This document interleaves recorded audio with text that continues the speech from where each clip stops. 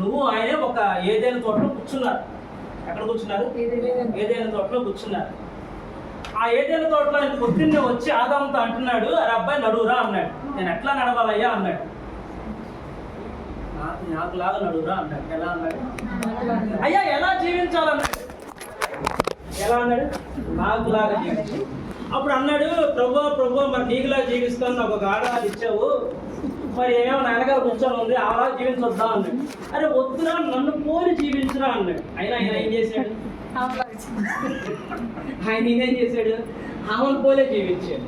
అందుకని కొన్నిసార్లు మనం పిల్లలకు కూడా చెప్పాలి, అరే అమ్మను నమ్మొద్దు, నాన్న నమ్మొద్దు, పరిస్థితులు నమ్మొద్దు, ఎవరిని నమ్మొద్దురా, మనుషులను నమ్ముకోవడం కంటే దేవుని ఆశ్రయించుట మేలు. నీ పూర్ణ హృదయంతో, నీ పూర్ణ ఆత్మతో, నీ పూర్ణ బలముతో, నీ పూర్ణ శక్తితో, నీ పూర్ణ డబ్బుతో, నీ పూర్ణ ఆస్తితో, నీ పూర్ణ జ్ఞానంతో, నీ పూర్ణ తెలివితో, నీ పూర్ణ కారులతో, నీ పూర్ణ సైకిల్తో, నీ పూర్ణ బిస్కెట్లతో, చాక్లెట్లతో, బ్యాట్లతో, టికెట్లతో ఎవరైనా ఎవరిని ప్రేమించాలి? వాడు ఆడినా ప్రభువునే ప్రేమించాలి, వాడు నడిచినా ప్రభువునే ప్రేమించాలి, ఏదైనా. సో ఈరోజు ట్రైనింగ్కి నేను వచ్చాను, నన్ను అక్క పిలిచింది. కానీ అక్క కంటే ముందు ప్రభు ఈ డేని మేము ముగ్గురు ఇక్కడ ఉండాలని నిర్ణయించాను. ఇందాక అయ్యగారు నేర్పించిన సోల్జర్ అనే పాట నేను యూకేజీలో మా సండే స్కూల్ టీచర్ కర్ర తీసుకొని ఎదురు కూర్చోబడి నేర్పించింది. యేసు సిపాయిలు యూకేజీలో, ఏ కేజీలో? యూకేజీలో. వాళ్ళిద్దరు పక్కన కూర్చోవడం దేవుడు మరి సిస్టర్ ద్వారా దేవుడు నాకు ఇచ్చిన గొప్ప భాగ్యంగా భావిస్తున్నాను. మీ ముందు నేను చెప్పడానికి కూడా యోగ్యుని కాదేమో, నా వయసు అలాంటిది కాదు, కానీ దేవుడు ఎంత అడగబాకండి, 100 వయసులో ఏది అడగబాకండి. దేవుడు 35 ఇచ్చాడు. ఎంత? ఇంకొక 20 సంవత్సరాలు, ఇంకొక 20 సంవత్సరాలు దేవుడి సేవ చేయాలని ఆశపడుతున్నా. అప్పుడు ఓపికంటే ఓకే, ఓపిక లేకపోతే మళ్ళా ప్రభుని అడుగుదాం. దేవుడు మళ్ళా ఏం చేస్తాడు? మళ్ళా ఇస్తాడు. సో మేము ఏమి ఇబ్బంది పడలేదు, మీరు కూడా ఇబ్బంది పడబాకండి. ఒక అరగంట చక్కటి క్లాస్ చెప్తాను, వినండి. ఓకేనా? Are you ready? సో నీ పొమ్ము బాగా పనిచేస్తున్నాడు. అక్కడ తలిపేసేది కనపడి రసం కూడా రసం అవన్నీ. Are you ready? కరెక్ట్ రావట్లే, యూనిఫామ్ గా లేదు. Are you ready? ఓకే, ఏమేంటంటే నేను ఇట్లా తిప్పినంత సేపు ఓ అంటారు. Are you ready?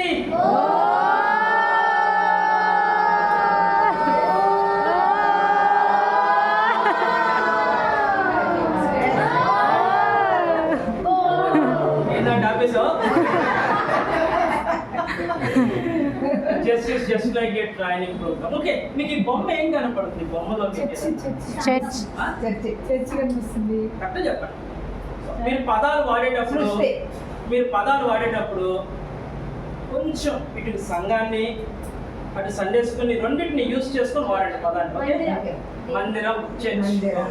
ఓకే, నా క్వశ్చన్ ఏంటంటే చర్చ్.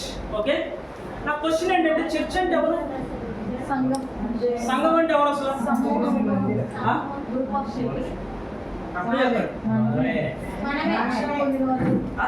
సంఘం అంటే ఎవరు? నాకు కరెక్ట్ ఆన్సర్ రావట్లా. మీరు చెప్పేది అబద్ధం ఆన్సర్. సంఘం అంటే ఎవరు? నాకు కావాల్సిన ఆన్సర్ వచ్చినా అడుగుతా. I want my answer, perfect answer. సంఘం అంటే ఎవరు? అన్ని చెప్తుంది కరెక్టే, కానీ నా ఆన్సర్ కరెక్ట్. మీరు చెప్పే ఆన్సర్ నా ఆన్సర్లో లేదు. సంఘం అంటే ఎవరు? చిన్నపిల్లలు, పెద్దవాళ్ళు, మిడిల్ ఏజ్ మొత్తం. సంఘం అంటే ఎవరు? మళ్ళీ తప్ప ఆన్సర్ చెప్పు. వాట్? ఇది కరెక్ట్. అదే కరెక్ట్. ఆమె కరెక్ట్ కాదు. ఆన్సర్ నేను. సంఘం అంటే చెప్పు. సంఘం అంటే నేను. ఫస్ట్ సంఘం ఎవరు? నేను. మీరు ఆత్మీయ సంఘముగా కట్టబడి ఉన్నారు. ఆమేన్. సంఘం అంటే నేను. రెండు, సంఘం అంటే ఎవరు?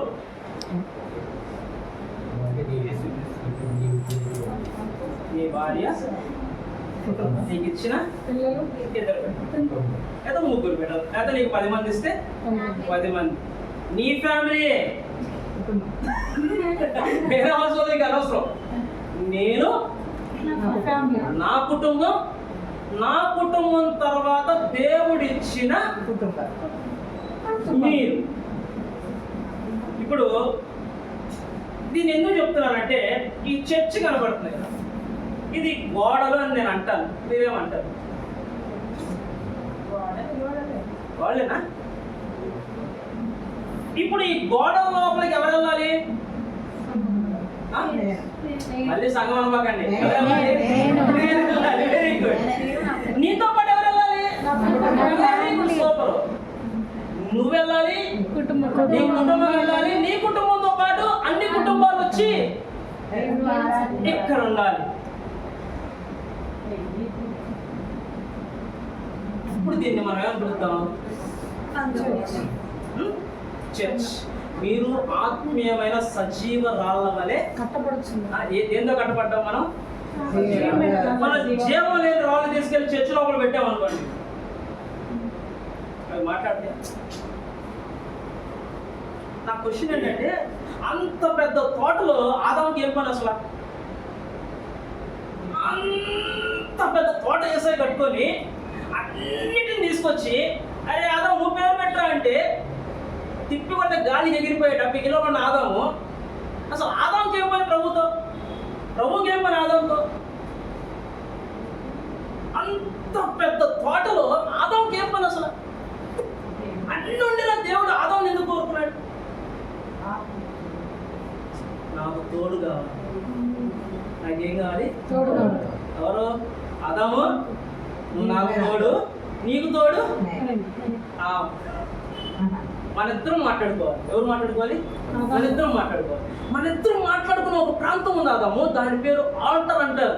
ఏమంటారు? ఇప్పుడు మనం పిలుస్తున్నవే బలిపీఠం అనే మాట. ఆదాము నీకు నాకు మధ్య బలిపీఠం ఏంటో తెలుసా? ఈ ఏదైనా తోట. మన ఇద్దరం కలిసి మాట్లాడుకునే ఒక ప్రాంతం ఏంటో తెలుసా? ఈ ఏదైనా తోట.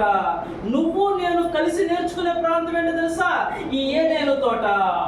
ఇక్కడ నేను నీతో మాట్లాడతాను, నువ్వు నాతో మాట్లాడాలి. మన ఇద్దరం మనస్సు విప్పి మాట్లాడుకుందాం.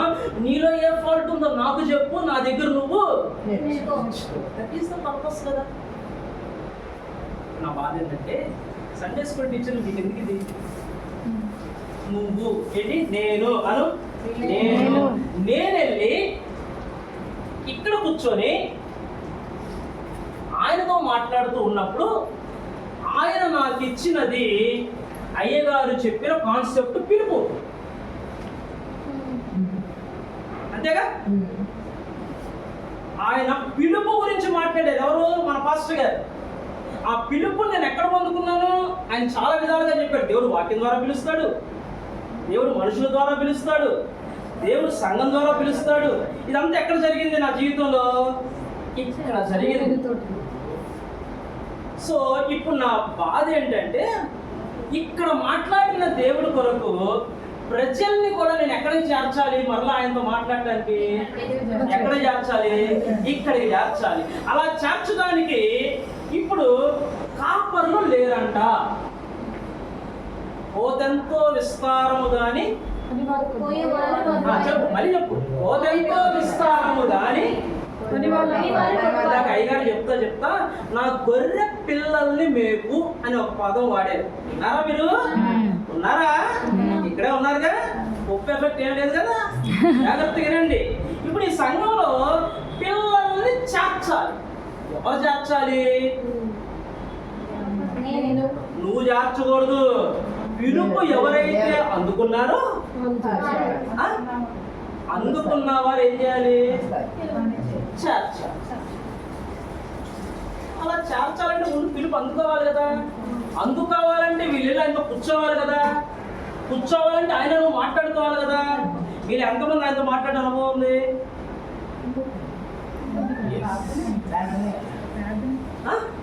అబ్బా ప్రార్థన అంటే మనం ఆయనకి చెప్తాం. ఆయన మనతో మాట్లాడాలి కదా. వాక్యం ద్వారా. మీకు అరే అబ్బాయి వెళ్ళి మీకు బుద్ధి నుంచి ఏం చేసేది తెలుసా? మీరు అందరూ ముందుకు వచ్చి 2 సబ్జెక్టులు విన్నా, 2 సబ్జెక్టులు మనసులో పెట్టుకున్నా. నాకు అర్థమైంది ఏంటంటే, ప్రభువా నాతో మాట్లాడేవాడు, నేను పిలవబడ్డవాడిని. చెప్పండి, నేను పిలవబడిన వాడిని దేని కొరకు? సంఘం కొరకు. దేని కొరకు? సంఘం కొరకు. ఇప్పుడు సంఘములో నేను పిలువబడ్డాను కాబట్టి నా పాత్ర ఏంటి?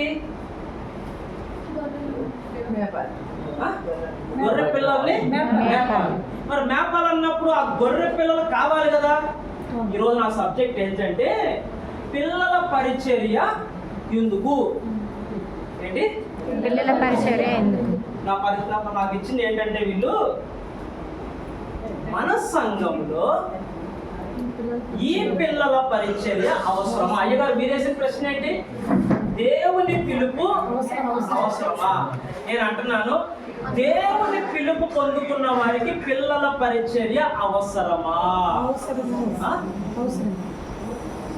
మీరు కరెక్ట్ చెప్పట్ల ఆన్సర్. అవసరమా? Very good. ఎవరైనా చూస్తారు అని అవసరమా? లేకపోతే నీ అంతటగా నువ్వు పురుకొల పాట పడ్డావా? లేకపోతే ఎవరైనా నిన్ను తోశారు? ఇక్కడికి మీరు ఎందుకు వచ్చారు? శశికళ అక్క 20 సార్లు ఫోన్ చేస్తూ వచ్చారా? నిజంగా నేర్చుకుందామని వచ్చారు?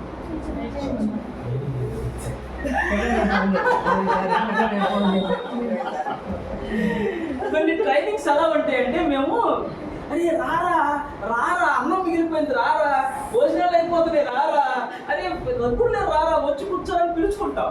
సో నేను ఇక్కడ అనుకుంటున్నాను, నేను శశి సిస్టర్కి ఒక మాట చెప్పేసి, బ్రదర్ ఎంతమంది వస్తారు నాకు తెలియదు, ఒక్కళ్ళు వచ్చి నన్ను క్లాస్ చూద్దామని చెప్పి. నాకు ఒక్కళ్ళు వచ్చినా చాలు. ఈరోజు నా ప్రశ్న, అవసరమా అక్క ఐఎం పరిచయం? అవసరమా? నువ్వు మిషనరీకి అవసరమా అక్క? నీకు సోర్స్ మినిస్ట్రీ అవసరమా? మీరు ఇక్కడ వాలంటీర్ అవసరమా? ఇది నీ అవసరం చర్చిలో అంటే, నీ అవసరం నీకు అర్థం అవ్వాలంటే ఫస్ట్ నీకు అర్థం అవ్వాల్సిన విషయం ఏంటంటే, సంఘం అంటే ఏంటో అర్థం అవ్వాలి. ఏం అర్థం అవ్వాలి? సంఘం అంటే ఏంటి, నేనంటే ఏంటి అనండి. నేనంటే ఏంటి, నా యొక్క స్వభావం ఏంటి, నేను సంఘంలో ఏంటి అనండి. నేను సంఘంలో ఏంటి, లేకపోతే నేనే సంఘం కదా, నేను ఎలా ఉండాలి, నా స్వభావం ఏంటి? ఆ మాట చదవండి ఒకసారి. చదవండి కింద మాట. అపోస్తల కార్యాలు 2:42 చదవండి. వీరు అపోస్తల బోధ యందును సహవాసం యందును రొట్టె విరుచుట యందును ప్రార్థన చేయుట యందును. If you are a called person for the ministry, నీ స్వభావం ఎలా ఉండాలి? నువ్వు దేవుని పరిచర్య చేయడానికి, పిల్లల పరిచర్య చేయడానికి పిలువబడ్డావు అని ఇందాక విన్నావు కదా. విన్నా నీవు నీ స్వభావం ఎలా ఉంచుకోవాలి?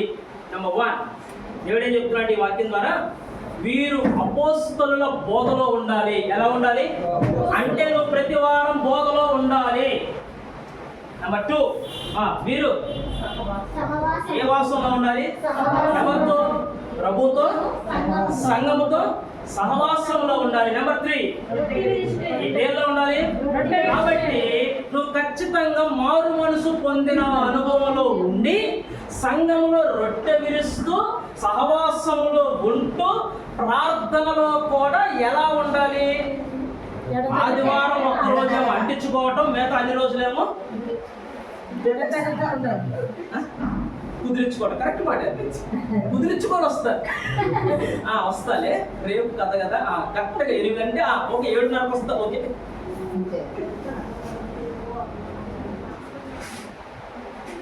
నీ స్వభావం ఇది కరెక్టేనా? పరిచయం చేసేవాళ్ళకి క్రీస్తు సంఘము ఎలా ఉండాలని ఆశపడుతున్నాడంటే, దాని యొక్క క్యారెక్టర్ ఎలా ఉండాలని ఆశపడుతున్నాడంటే 2:42 చెప్పండి. 2:42. నెంబర్ 2 చూడండి ఒకసారి సంఘం యొక్క లక్షణాలు. నెంబర్ 1 బోధించుట చెప్పండి. రెండోది సహవాసం. మూడవది రొట్టె విరుచుట, నాలుగవది ప్రార్థన. మళ్ళీ చెప్పండి. సంఘం యొక్క లక్షణాలు: బోధించుట, సహవాసము, రొట్టె విరుచుట, ప్రార్థన. మళ్ళీ చెప్పండి. ఫాస్ట్ చెప్పండి. 4. సంఘం యొక్క స్వభావం ఎలా ఉండాలి? బోధించాలి, సహవాసం చేయాలి, రొట్టె విరచాలి, ప్రార్థన చేయాలి. బోధించుట అనే మాట నేను ఇలా అంటున్నా. సండే స్కూల్ టీచర్స్ నా వైపు చూడండి ఒకసారి. రాత్రులు నేను నోట్స్ ఇస్తాను, పెద్ద నోట్స్ ఇస్తాను. సింపుల్ కూడా ఒకే ఒక పేపర్ ఇచ్చి అర్థం వస్తుంది. జాగ్రత్తగా బోధించుట, ప్రకటించుట రెండు ఒకటేనా? ఇందాక అయ్యగారు లెగిసి వాక్యం చెబుతా, అయ్యా ఇదేమో టీచింగ్ లైన్లో ఉంది, నేనేమో టీచింగ్ లైన్లో ఉన్నాను. మీరు విన్నారా పదాలు? సో ఇప్పుడు నాకు దేవుడు నన్ను వాడుకున్నప్పుడు నేను చెబుతాను అన్నట్టు. నేను కూడా నాకు ఒక సంఘం ఇచ్చాడు దేవుడు. గుంటూరులో ఒక 10 ప్రాంతాల చిల్డ్రన్ పరిచయం ఇచ్చాడు. ఒక 20 సంవత్సరాలుగా చిన్నపిల్లల మధ్య ఇట్లా ట్రైనింగ్స్ ఇస్తూ సంఘంలో కొరకు ఎక్కువ పనిచేస్తూ ఉన్నాను. సో ఇప్పుడు సంఘం అంటే అర్థం చేసుకోవాలి మీరు. ఎందుకు ఇది చెప్తున్నానంటే, ఇది అర్థం కాలేదనుకో, you are not a good Sunday school teacher, you are the non good Sunday school. ఏ గుడ్డు అంటే అక్కడ గుడ్డే లేదా నాకు. నువ్వు ఏదో గుడ్డు తీసుకొచ్చి పెడదాం అనుకున్నా ఆర్టిఫిషియల్ గుడ్డు, ఆ గుడ్డు కూడా నువ్వు పనికిరావని అర్థం. నువ్వు స్థానిక సంఘానికి కట్టుబడకుండా, స్థానిక సంఘం యొక్క స్వభావం అర్థం కాకుండా, స్థానిక సంఘంలో నీ పాత్ర ఏంటో నీకు అర్థం కాకుండా సండే స్కూల్ టీచర్గా నేను ఎదుగుదామని వస్తే అది ఎప్పటికీ ఎలా ఉండిద్దంటే తోకలేని ఏక. కోడికి తోక కేకుందనుకో, అది బాగా గాలి ఏమైంది లాస్ట్ ఇయర్ అతుక్కున్నట్టే ఉండిద్ది, కానీ తోకగది మాటేనండి. సంఘము సపోర్ట్ లేకుండా యూత్ పరిచర్య చేయరు, సండే స్కూల్ పరిచర్య కూడా చేయరు. కాబట్టి you must be in church. ఇది స్వభావం. రెండవ, దేవుడు మనకి ఇచ్చిన దర్శనం, సంఘ దర్శనం. సంఘం అంటే ఎవరు? అంటే ఇప్పుడు చెప్పండి, దర్శనం ఎవరిది? ఎవరికి ఇచ్చాడు దేవుడు? నాకు ఇచ్చాడు. ఇది ఎవరి స్వభావం? నా స్వభావం. సంఘం అని వచ్చినప్పుడు ఎవరి పేరు పెట్టుకోవాలి? నేను. రెండోది, ఇది ఎవరిది? దర్శనం ఎవరిది? నాది. నా దర్శనం. దేవుడు నాకు ఇచ్చిన దర్శనం చెప్పు. చదువు మాట చదువు. ఎక్కడ ఉంది?